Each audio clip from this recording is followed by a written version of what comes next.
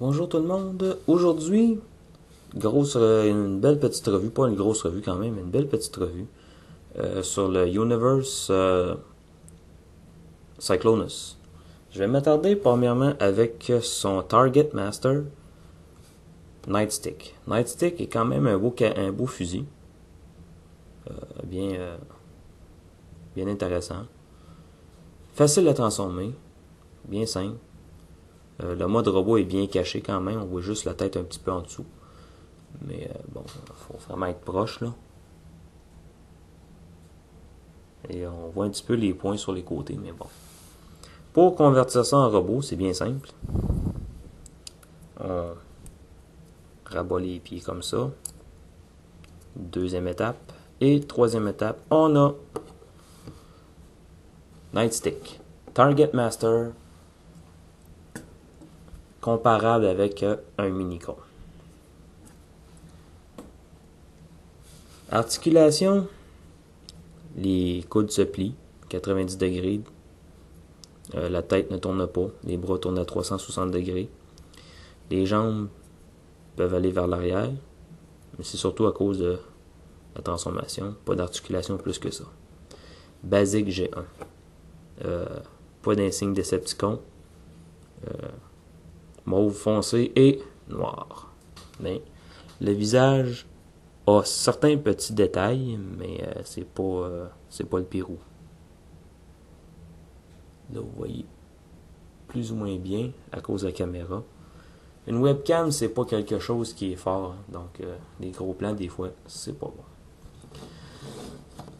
Voici Cyclonus ou Cyclonus en Universe. Bien réalisé, très bien fait.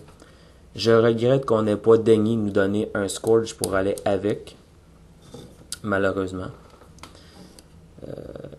Première chose qu'on remarque dans les détails, c'est qu'on a un seul point qui a un trou qui peut accueillir Nightstick. L'autre est un point fermé. Le visage me plaît beaucoup.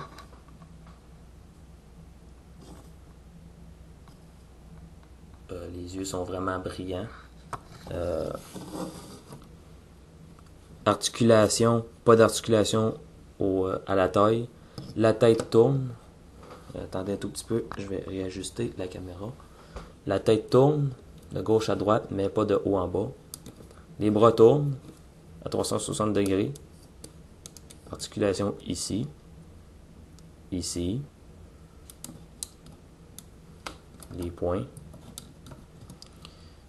Les jambes sont sur ball joints.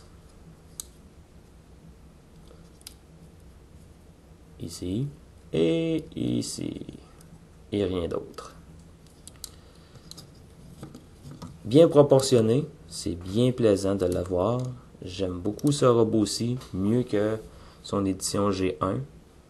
Vraiment l'air de ce que ça a l'air dans le comic. Peut-être moins pour ça ici. Mais bon. Ça rajoute de quoi de beau, je trouve.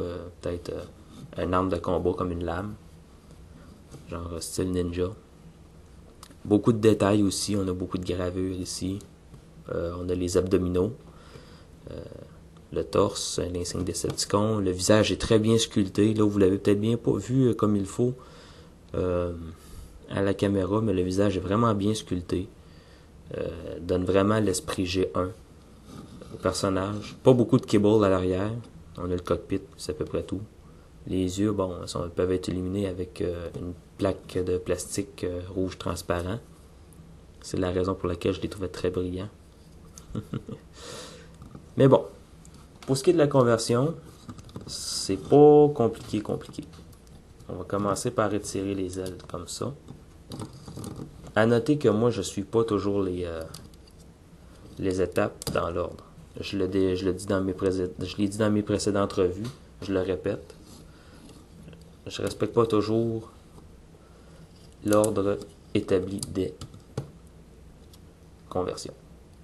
Pour faire sortir le pic du nez, on a un petit dispositif ici, une glissière.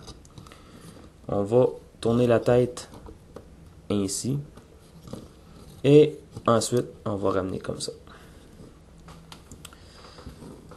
On va séparer les jambes en deux parties.